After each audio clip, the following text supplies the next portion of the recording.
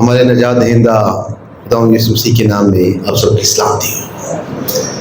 اور میں اپنی طرف سے، اپنے خاندان کی طرف سے ان تمام لوگوں کا شکر گزار ہوں جمعے کے روز ہمارے غم میں شریک ہوئے ہیں۔ آپ کا آنا ہمارے لیے بڑی تسلی اور اطمینان کا باعث رہا۔ آپ کا بہت بہت شکریہ۔ آج خدا کے کلام کی روشنی میں ہم جس سوال کے جواب کے بارے میں سیکھیں گے وہ سوال ہے کہ کیا ہمارا ایسا ایمان ہے جو اعمال پیدا کرتا ہے؟ کیونکہ ایمان ہماری زندگی کا بڑا بنیادی حصہ ہے، اور ہم بطور ایماندار یہ جانتے ہیں کہ ایمان خدا کی طرف سے بخشش ہے، خدا کی طرف سے گفٹ ہے، تحفہ ہے، جسے ہم اپنی کوشش سے حاصل نہیں کر سکتے ہیں۔ تو بھی اس سے مراد یہ نہیں ہے کہ ہم ایمان کو صرف الفاظ کی حد تک محدود کر دیں اور اس کے عملی پہلو کو نظر انداز کرتے رہیں۔ ایک سچا ایمان، نجات یافتہ ایمان، سیونگ فیتھ وہ ہے جو ایک گنہگار انسان کو یہ قابلیت اور طاقت بخشتا ہے کہ وہ اپنی روزمرہ زندگی میں خدا کی مرضی کو عملی طور پر پورا کرے۔ اس لیے فلپیوں 2 باب اس کی 13ویں آیت میں لکھا ہے، جو تم کو نیت اور عمل دونوں کو اپنی نیک ارادے کو سر انجام دینے کے لیے پیدا کرتا ہے، وہ خدا ہے۔ خدا ہے جو ہم میں نیت اور عمل دونوں کو اپنی مرضی کو پورا کرنے کے لیے پیدا کرتا ہے۔ اور جب یہ دونوں چیزیں ہوتی ہیں اور خدا کی طرف سے ہوتی ہے، پھر ایک سچا ایمان۔ جب ہم ایمان کی بات کرتے ہیں تو ایک عالم جس کا نام لوئس ہے، وہ ایمان کے بارے میں کہتا ہے کہ اس کے 3 حصے ہیں۔ پہلا حصہ جو ہے وہ عقلی حصہ ہے، جس میں انسان سچائی کی شناخت کرتا ہے، آئیڈینٹیفیکیشن کرتا ہے کہ کیا سچائی ہے۔ دوسرا حصے کو وہ جذباتی حصہ کہتا ہے، جس میں جس سچائی کی اس نے شناخت کی ہوتی ہے اسے وہ قبول کرتا ہے اور مانتا ہے۔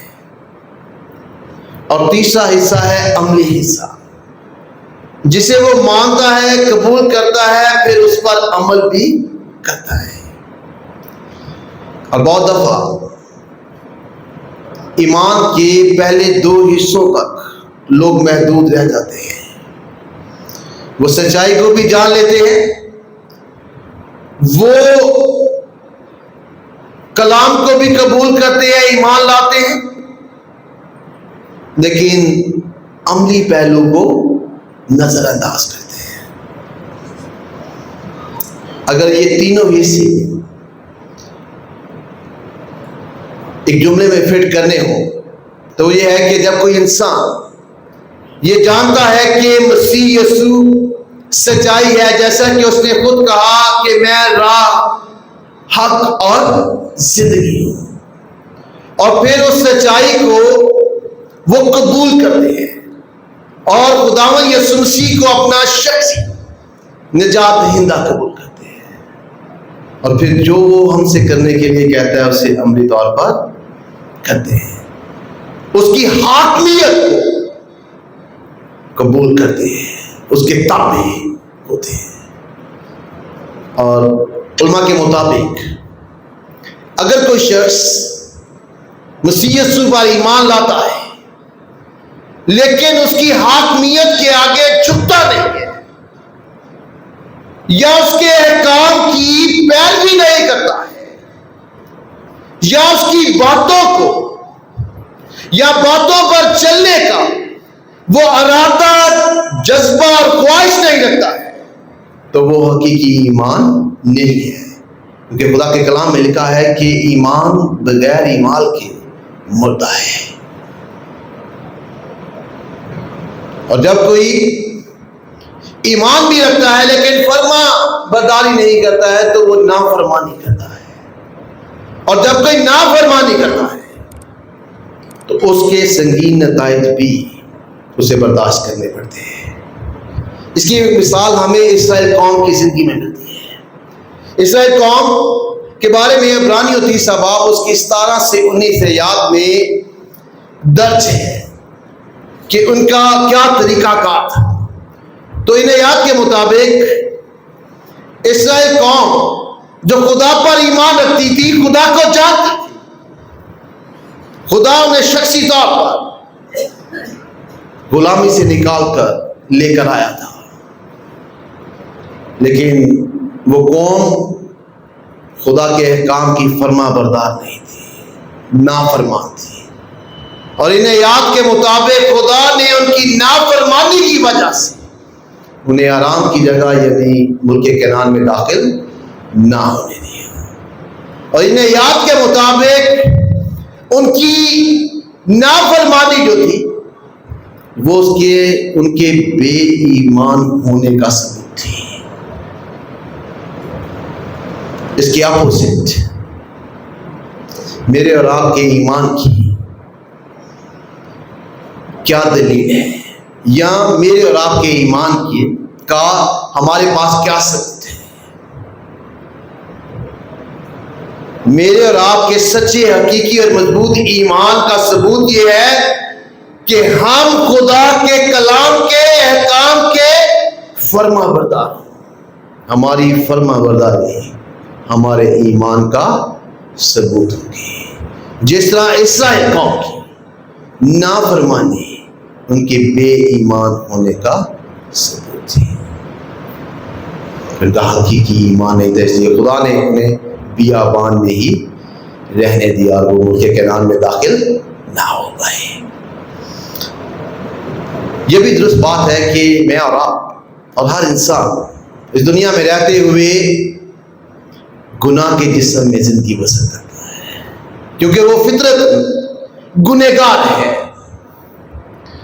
لیکن جو انسان مسیح یسوع کو قبول کرتا ہے وہ اپنے دل میں، اپنے باطن میں ہمیشہ خدا کی فرما برداری کی خواہش، ارادہ اور کوشش رکھتا ہے، اور انسانوں کے اندر، خاص طور پہ ایمانداروں کے اندر ایک مسلسل جد و جہد رہتی ہے۔ وہ اپنی فطرت اور خدا کی اطاعت کرنے میں ہمیشہ جد و جہد کرتے رہتے ہیں۔ اس کی ایک مثال ہمیں پالوس رسول کی زندگی میں ملتی ہے۔ وہ رومیو 7 باب میں یہ بتاتا ہے کہ وہ گناہ کے جسم میں زندگی بسر کرتا ہے۔ وہ بتاتا ہے کہ جس چیز کا وہ ارادہ کرتا ہے وہ اس سے ہوتی نہیں ہے، جس کا وہ نہیں کرتا ہے وہ اس سے ہو جاتی ہے۔ وہ اپنے گنہگار ہونے کا اقرار کرتا ہے، لیکن وہ یہ بتاتا ہے کہ وہ ہمیشہ خدا کی مرضی کو پورا کرنے کا ارادہ، جذبہ اور خواہش رکھتا ہے، جو اسے ایماندار ظاہر کرتی ہے۔ رومیو 7 باب اس کی 18ویں آیت میں کہتا ہے، کیونکہ میں جانتا ہوں کہ مجھ یعنی میرے جسم میں نیکی بسی ہوئی نہیں، البتہ ارادہ تو مجھ میں موجود ہے، اور یہ ارادہ اسے ایماندار ظاہر کرتا ہے، کیونکہ ایماندار اس گناہ کے جسم میں ہمیشہ خدا کی مرضی کو پورا کرنے کی کوشش کرتا رہتا ہے۔ اور پالوس رسول پہلا تimotheus کے پہلے باب کی 15ویں آیت میں کہتا ہے کہ وہ سب سے بڑا گنہگار ہے.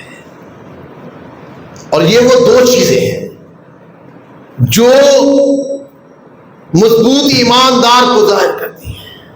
اور پالوس رسول مضبوط ترین ایماندار تھا جسے خدا نے کثرت سے اپنے کام کے لیے استعمال کیا. پالوس رسول ہمیں یہ تعلیم دیتا ہے کہ خدا کا کلام، انجیل کا پیغام یہ تقاضا کرتا ہے کہ ایماندار فرما برداری کرے.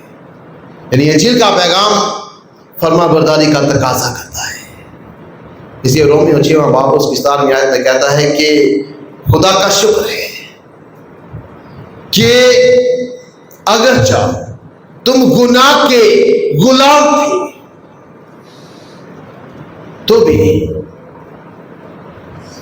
پورے دل سے اس تعلیم کے فرما بردار ہو گئے ہو جس کے ڈھانچے میں تم کو ڈالا گیا ہے. اور یہ تعلیم انجیل کی تعلیم ہے اور وہ دل سے اس کی فرما برداری کرتے ہیں. اور انجیل کا پیغام یہ تقاضا کرتا ہے کہ ہم دل سے اس کی فرما برداری کریں. رومیہ پہلا باب اس کی 5ویں آیت میں پالوس رسول کہتا ہے کہ جس کی معرفت ہم کو فضل اور رسالت ملی تاکہ اس کے نام کے خاطر سب قوموں میں سے لوگ ایمان کے تابع ہوں. انجیل کے پیغام کے تابع ہونا چاہیے، ایمان کے تابع ہونا چاہیے. اور یہ چیزیں یہ ظاہر کرتی ہیں کہ ایمان کا فرما برداری کے ساتھ گہرا تعلق ہے اور اسے جدا نہیں کیا جا سکتا. اور جو فرما برداری کرتے ہیں اس کی برکت ہے اور جو نافرمانی کرتے ہیں اس کی سزا بھی خدا کے کلام میں بیان کی گئی ہے. ہم اگر یوحنا کی انجیل اس کے 30 باب کی 36ویں آیت کو پڑھیں تو وہاں لکھا ہے جو بیٹے پر ایمان لاتا ہے ہمیشہ کی زندگی اس کی ہے، مگر جو بیٹے کی نہیں مانتا وہ زندگی کو نہیں دیکھے گا بلکہ اس پر خدا کا غضب رہتا ہے. جو بیٹے کی نہیں مانتا، جو بیٹے کی تعلیم کی، اس کے احکام کی فرما برداری نہیں کرتا ہے، نہ تو زندگی کو دیکھے گا اور خدا کا کلام کہتا ہے اس پر خدا کا غضب رہتا ہے. یہ مشکل چیز ہے. اس لیے خدا یسوع مسیح نے ہمیں اپنی زندگی میں عملی طور پر فرما برداری کرنا سکھایا ہے. عبرانیہ 5واں باب اس کی 8ویں آیت میں لکھا ہے باوجود بیٹا ہونے کے اس نے دکھ اٹھا اٹھا کر فرما برداری سکھائی ہے. دکھ سہ سہ کر اس نے ہمیں فرما برداری سکھائی ہے، کیونکہ مشکل ترین حالات میں بھی وہ خدا باپ کی مرضی کو پورا کرتا ہے، خدا کی فرما برداری کرتا ہے اور یہ چیز اسے ایماندار بناتی ہے بطور انسان. اگر ہم عبرانیوں کے خط اس کے 11ویں باب کا مطالعہ کریں تو ایمان کے ہیرو کا وہاں ذکر کیا گیا ہے اور ایک فہرست ان ہیروز کی بیان کی گئی ہے. ان میں ایک نام ابراہیم کا ہے جسے ایمانداروں کا باپ کہا گیا ہے. اور کون سی چیز ابراہیم کی اسے ایمانداروں کا باپ بناتی ہے؟ اس کی فرما برداری. عبرانیوں 11واں باب اس کی 17 سے 19 آیات کے مطابق جب خدا نے اس سے کہا کہ وہ اپنے بیٹے اسحاق کو قربان کرے تو یہ اس کے لیے مشکل تھا، اس کی آزمائش تھی، تو بھی وہ خدا کی فرما برداری کرتے ہوئے اپنے بیٹے کو قربان گاہ پر لے کر جاتا ہے. جب خدا کے حکم کو ماننا مشکل ہو، ایماندار تب بھی خدا کے حکم کی فرما برداری کرتے ہیں، اور یہ فرما برداری اسے ایمانداروں کا باپ بناتی ہے، کیونکہ وہ ہر حال میں خدا کے حکم کی فرما برداری کرتا ہے، چاہے اس کے لیے اسے اپنا بیٹا ہی کیوں نہ قربان کرنا پڑتا۔ یہ ایمان کی بہت بڑی سطح ہے، اعلیٰ سطح ہے۔ کیا میں اور آپ ایسا ایمان رکھتے ہیں جو ہر حال میں خدا کے احکام کی، اس کی تعلیم کی فرما برداری کا جذبہ رکھتا ہو، ارادہ رکھتا ہو، اور اپنی روزمرہ سے وہ ہر پل اس کوشش میں رہتا ہو کہ وہ خدا کی مرضی کو پورا کرے گا؟ ہمیں سے ہر ایک، میں آپ ہم سب جانتے ہیں کہ ہم کتنے فرما بردار ہیں۔ اگر ہم اپنے آپ کو جانچیں پرکھیں تو ہم جانیں گے کہ ہم خدا کے احکام کی، اس کی مرضی کی کتنی فرما برداری کرتے ہیں۔ اگر ہم فرما برداری کے ساتھ خدا کے ساتھ چلتے ہیں، ہمیں خدا کا شکر ادا کرنا چاہیے، اور اگر ہم نہیں ایسا کرتے تو ہمیں خدا کے حضور دعا کرنے کی ضرورت ہے، جیسے مرکز کی انجیل اس کے 9 باب کی 24ویں آیت میں وہ شخص دعا کرتا ہے اور خدا سے کہتا ہے تو میری بے اعتقادی کا علاج کر،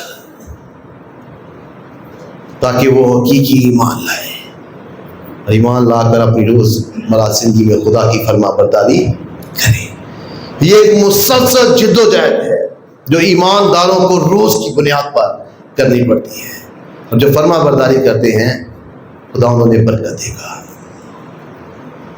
استثنائی کتاب اس کے 28ویں باب کی پہلی آیت سے اگر ہم پڑھیں تو وہاں اس باب میں ایک فہرست ان برکات کی ہے جو فرما برداری سے حاصل ہوتی ہیں، ایک فہرست ان لعنتوں کی ہے جو نافرمانی کی وجہ سے انسان کی زندگی میں آتی ہے۔ اگر ہم برکات کی بات کریں تو وہ کہتا ہے کہ سرفرازی دے گا، دشمن تم پر حاوی نہیں ہوگا، اس زمین پر تمہارے جانور، تمہاری اولاد، خاندان برکت پائے گا، تمہارا کاروبار کھیت بڑھے گا، دشمن تم پر غالب نہیں آئے گا، تم جاتے ہوئے آتے ہوئے مبارک ٹھہرو گے۔ یہ ساری برکات ہیں جو فرما برداری سے حاصل ہوتے ہیں۔ اگر میں اور آپ سرفرازی چاہتے ہیں تو ہمیں کیا کرنا چاہیے؟ فرما برداری کرنی چاہیے۔ اگر ہم حفاظت نگہبانی چاہتے ہیں تو ہمیں فرما برداری کرنی چاہیے۔ اگر ہم چاہتے ہیں کہ خدا ہمارے وسائل میں کثرت پیدا کرے تو ہمیں خدا کی فرما برداری کرنی چاہیے۔ آج بیداری کے دور میں جو سو کال بیداری ہے، اس میں ہم چاہتے ہیں کہ خدا ہمارے لیے سب کچھ کرے اور ہم خدا کی کوئی بات نہ مانیں، بغیر خدا دی گل منے ہو۔ ایسے چاہتے ہیں کہ خدا دن رات ساڈے لیے کام کرتا رہے، پر ایسا نہیں ہوگا۔ ہم سچائی کو ہم نے قبول کیا ہے، ہم اس کی فرما برداری کریں گے تو خدا کے وعدے بھی ہماری زندگی میں، ہمارے خاندان کی زندگی میں پورے ہوں گے، ہمیں برکت بھی ملے گی اور کثرت سے ملے گی۔ خداوند مجھے اور آپ کو اس طرح ایمان کی مضبوطی میں قائم رہنے اور خدا کے فرما بردار ہونے کی توفیق اور طاقت بخشے، اور اس پاک کلام کے وسیلہ سے بڑی برکت دے۔ شکریہ۔ Thanks for watching. To watch more, subscribe, like and comment. Don't forget to Guardians of Faith PCP Gacker. Follow now.